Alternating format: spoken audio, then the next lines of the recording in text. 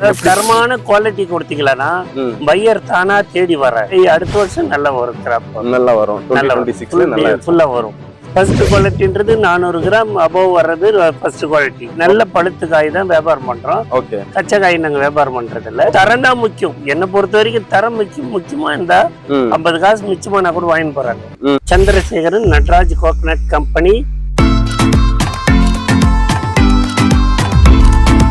Hello, வணக்கம் sir. வணக்கம் sir. Sir உங்க பேரு?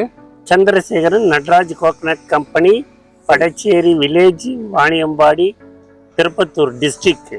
நியூ பெட்ரோல் பங்க் ஆப்போசிட்ல நாங்க இருக்கிறோம். சரி சார். நீங்க என்ன மாதிரி பிசினஸ் பண்ணிட்டு இருக்கீங்க சார் இப்போ?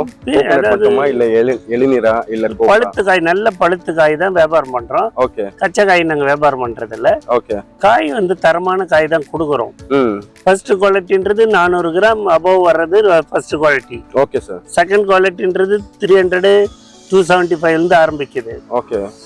தேர்ட் குவாலிட்டி 150 200 கிராம்ஸ் வர்றது கங்கனார். கோகனட் கொஞ்சம் டிமாண்டா இருக்குது.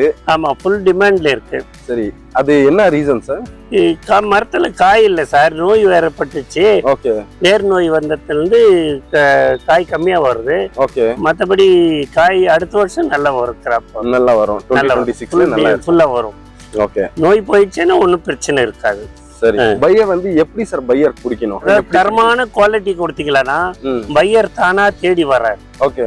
எதுவுமே நம்ம தரம் கம்மியா கொடுக்கும் போது அவங்க பையருங்க விரும்ப மாட்டாங்க. ஓகே. தரம் இருந்தா விரும்புறாங்க. அதே மாதிரி ஒரு 50 காசு கம்மியா கொடுத்தோம்னா பையர் நம்மள தேடி வருவாங்க. ஓகே. நம்ம ரொம்ப ஸ்ட்ரிக்டா பண்ணோம்னா பையர் வரமாட்டாங்க. இதுதான் உண்மையான கதை. தரம் தான் முக்கியம். என்ன பொறுத்த வரைக்கும் தரம் முக்கியமா இருந்தா 50 காசு மிச்சமா கூட வாங்கி போறாங்க. பையருங்க வேற எங்கும் போறது இல்ல. ஓகே. அதனால சொல்லுங்க சார். இப்போ பையர் டொமெஸ்டிக்கா நீங்க ட்ரேடிங் பண்றீங்களா இல்ல எக்ஸ்போர்ட் கூட பண்ணிட்டு இருக்கீங்களா? எக்ஸ்போர்ட்டும் பண்றோம், டொமெஸ்டிக்காவும் பண்றோம். ஓகே. இப்போ டொமெஸ்டிக்னா இந்தியா லெவல்ல எங்க சப்ளை பண்றீங்க? எல்லாம் வாரணாசி, டெல்லி, காஷ்மீர் எல்லாத்துக்குமே சப்ளை பண்றோம். எங்களை பார்த்து எப்ப ஆர்டர் கொடுக்குறாங்களோ அதுக்கு தகுந்த மாதிரி பண்றோம். அந்த கஸ்டமர்ஸ் எல்லாம் உங்களுக்கு எப்படி கிடைச்சிச்சு சார்? எப்படி என்ன பேசிஸ்ல? இப்போ நாம அந்த மாதிரி கஸ்டமர்ஸ் வேணும்னா அதான் சார், தரமா போடுறதுனால அவங்க நம்மள தேடி வராங்க. நம்மள தேடி வராங்க. ஒரு சிலர் ஏஜென்ட் மூலியமா வராங்க. ஓகே. ஒன்னும் பிரச்சனை இல்ல. நல்ல தரமா கொடுத்தோம்னா அவங்க நம்மள விட மாட்டேன்றாங்க. ஓகே. வேற ஒன்னும் பிரச்சனை இல்லை. இதுல தரம் கம்மியா கொடுக்கறதா பிரச்சனை. சரி, அவங்களுக்கு தேவையாகிற அளவுக்கு தேவையாகிற சாட்டிஸ்பேக்ஷன் அளவுக்கு கொடுக்கணும் நம்ம. ஓகே. அதான் நம்ம ஒரு வேலை. சரி, இப்போ ஏஜென்ட் நீங்க சொன்னீங்க. ஏஜென்ட்னா எப்படி சார்? அது எப்படி அவங்க கான்செப்ட்? எப்படி என்ன அவங்களுக்கு கமிஷன் போகும்? என்ன பர்சன்டேஜ் போகும்? அதான் அவங்க ஒரு லோடு கணக்குல வாங்குறாங்க. ஒரு லோடுக்கு 2000 ரூபாய் 1500 ரூபாய் வாங்கிக்கிறாங்க. ஓகே. நமக்கு அவங்களுக்கு லிங்க் பண்ணி விடுறாங்க. ஓகே. பையர்ஸ்க்கு சேல்ஸ்க்கு லிங்க் பண்ணி விடுறாங்க. ஓகே. அது ஒரு சிலருக்கு மொழி பிரச்சனையா இருக்குது. ஆமா சார். தமிழ் மொழி, இந்தி மொழி பிரச்சனையா இருக்குது. ஓகே. அது இமிடியேட் பண்றாங்க அவங்க இடையில. அப்படியா? அதனால அவங்க ஒரு 2000 ரூபாய் கொடுத்தோம்னா ஒரு லோடு 10 டன் 20 டன் இந்த 30 டன் 20 டன்னுக்கு மேல இருக்கும்போது 2000 ரூபாய் கொடுக்கலாம். 2000 ரூபாய் ஒண்ணு கொடுக்கலாம். ஓகே. சரி, இப்போ அந்த டிரான்சாக்ஷன்ல எப்படி சார்? காசு எல்லாம் புரோக்கரே வாங்குவாங்களா? இல்ல புரோக்கர் எல்லாம் ஒரு பைசா கூட வாங்க மாட்டாரு. டைரக்டா நம்ம அக்கவுண்ட்டுக்கு தான் வரும். புரோக்கர் கிட்ட கொடுக்கவும் மாட்டாங்க அவங்க பையருங்க. டைரக்டா நம்ம அக்கவுண்ட்டுக்கு தான் வருமே தவிர அவங்க அக்கவுண்ட்டுக்கு போகாது. சோ நீங்க ரெண்டு மாதிரி பிசினஸ் கூட பண்றீங்க. புரோக்கர் மூலமா பண்றீங்க, டைரக்டும் பையர் கூட சப்ளை பண்றீங்க. சரி, இப்போ கோகனட் நீங்க சப்ளை பண்றீங்களே சார், அது என்ன பேசிஸ்ல சப்ளை பண்றீங்க? ஃபார் எக்ஸாம்பிள் பீஸ் கணக்கா இல்ல டன் கணக்கா இல்ல பர்த்தி? அதாவது பீஸ் கணக்குன்னா கூட இன்னைக்கு மார்க்கெட் ரேட் நாங்க பாக்குறோம். டெய்லி மார்க்கெட் இன்னைக்கு மார்க்கெட் 67 ரூபாய் போயிருக்கு கேஜி. இன்னைக்கு ஒரு ஜூலை மாசம் அதை பேஸ் பண்ணும்போது 400 கிராம் கணக்கு போடுறோம். 28,000 ரூபாய் 29,000 ரூபாய் வரும்போது நாங்க சேல்ஸ் பண்றோம். ஒரு காயினுடைய தரம் 29,000 ரூபாய். நல்ல தரமான காய், 1/2 கிலோ வர்றது. அது மாதிரி காய்களை நாங்க 29 ரூபாய்க்கு கொடுக்குறோம். Okay sir. இப்போ நீங்க அதான் அது டன் கணக்கா நீங்க கொடுக்குறீங்க. இப்போ கஸ்டமர்ஸ் எனக்கு பர்த்தி கணக்கா, அது பழைய கான்செப்ட். அதான் பர்த்தி கணக்குல கேட்டாலும் கொடுக்குறோம். நார் காய் வச்சு கொடுக்குறோம். அது 28 ரூபாய். அது 28 ரூபாய். டன் கணக்கா 29. டன்னு கணக்குல இருந்து 68 ரூபாய் 67 ரூபாய். ஓகே. சோ ஒரு டன்னுக்கு ராசி காய் எவ்வளவு காய் வரும் சார்? ஒரு டன்னுக்கு 2200 காய் ஒரு டன். அதாவது ஒரு மேக்சிமம் அது கீழே தான் வருமே தவிர மிச்சமா வராது. ஆமா. சரி. ஒரு டன். இப்போ பர்த்தி கணக்கு நீங்க சொல்றீங்கல்ல, அந்த பர்த்தி கான்செப்ட் நிறைய பேருக்கு தெரியல. ஃபார் எக்ஸாம்பிள் 60 70 பர்த்தி, 80 ஈவன் 110 பர்த்தி கூட இருக்குது. அது கொஞ்சம் டிஃபரன்ஸா சொல்லுங்க சார். அதான் சார், 110 பர்த்தின்றது சக்கரை பை தான் இது கணக்கு. மத்த பை கணக்கு கிடையாது. சக்கரை பையில 110, சக்கரை பையில 100, சக்கரை பையில 80 அப்படின்னு நார் காயை வந்து அதை வந்து பேக் பண்றோம். ஓகே, அது ஃபுல் டைட் கண்டிஷன்ல கொடுத்துறோம் சார். இப்போ ராசி காய் பெரிய காய்னா எவ்வளவு பர்த்தில வரும் சார்? அது 60 பர்த்தி இருக்குது, 80 பர்த்தி இருக்குது. ஓகே, 60 70னா அந்த காய் குவாண்டிட்டி இருக்கும் ஒரு பர்த்தில. இப்போ நிறைய பேர் என்ன மாதிரி கான்செப்ட்ல வாங்குறாங்க சார் உங்ககிட்ட? நிறைய கஸ்டமர்ஸ் பொதுபடி இன்னைக்கு மொட்டை தான் அதிகமா வாங்குறாங்க. நார்காய் வந்து குறைஞ்சு வந்துச்சு.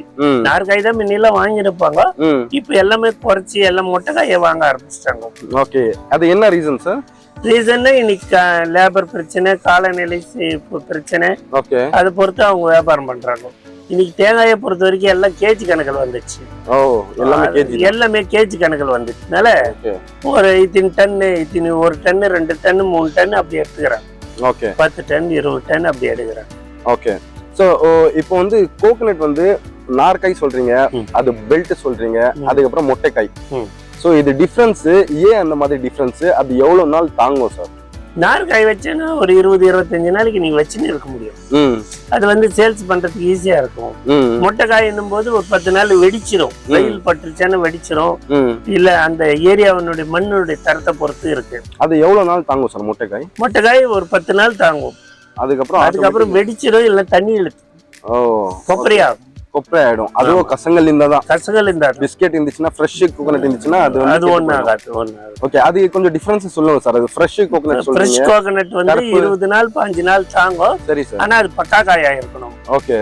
அதே கசங்கல் என்னும் போது ஒரு அது 20 நாள் தாங்கும். ஓகே. பழைய காய் என்னும் போது தான் உஷாரா இருக்கணும். ஓகே, இப்போ ரேட் எல்லாம் வந்து டிஃபரண்ட் இருக்குமா சார்? அது ஃப்ரெஷ் கோகனட் அதாவது அன்னன்னைக்கு மார்க்கெட் இருக்குல்ல, இல்ல அது கசங்கல் கொஞ்சம் ரேட் ஜாஸ்தி இருக்கும். ஆமா, கசங்கலுக்கும் பச்சை காய்க்கும் வித்தியாசம் இருக்கு. அதான் அது எப்படி இருந்தாலே 2 ரூபாய் 1.5 ரூபாய் வித்தியாசம் இருக்கும். ஒரு காய் 1.5 ரூபாய் 2 ரூபாய். அது எவ்வளவு மாசமா நம்ம வச்சுக்கலாம் சார் கசங்கல் காய்? கசங்கல் காய் நீ 1 மாசம் கூட வச்சுக்கலாம். சப்போஸ் அது சேல்ஸ் ஆகலன்னா அது கொப்பரை ஆயிடும். ஒண்ணு ஆகாது, அது எதுவுமே லாஸ். ஆனா இது ஃப்ரெஷ் கோகனட் மட்டும் வந்து கொஞ்சம் லாஸ் ஆகும்.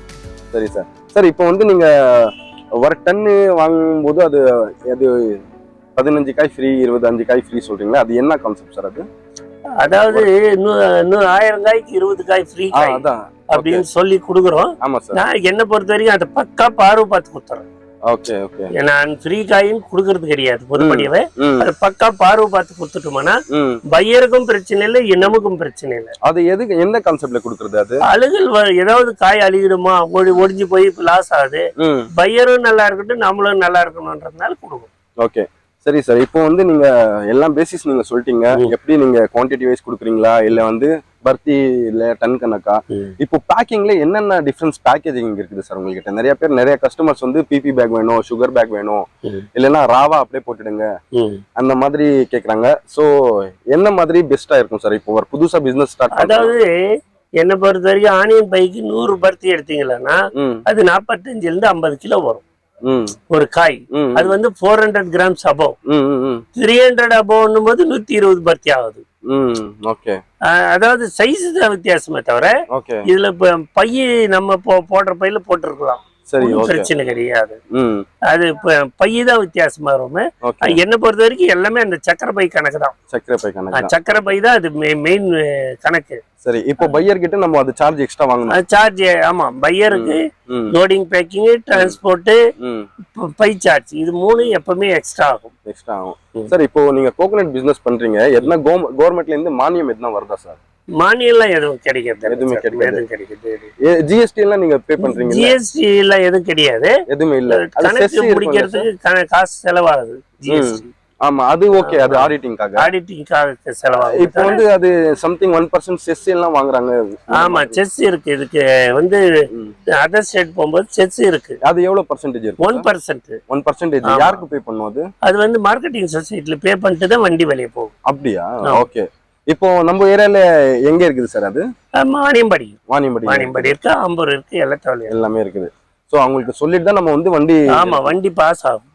சப்போஸ் நம்ம எடுக்கல, மிஸ் பண்ணிட்டோம் அர்ஜென்ட்டா, மிஸ் எல்லாம் பண்ணா கூட நீ கட்டிதான் ஆகணும். பார்டர்ல போய் நிறுத்திடுவாங்க. கட்டிதான் ஆகணும். அதுக்கு பில் கொடுத்துடுவாங்க அவங்க பில்லு கொடுப்பாங்க. எல்லாத்துக்கும் பில் இருக்கு.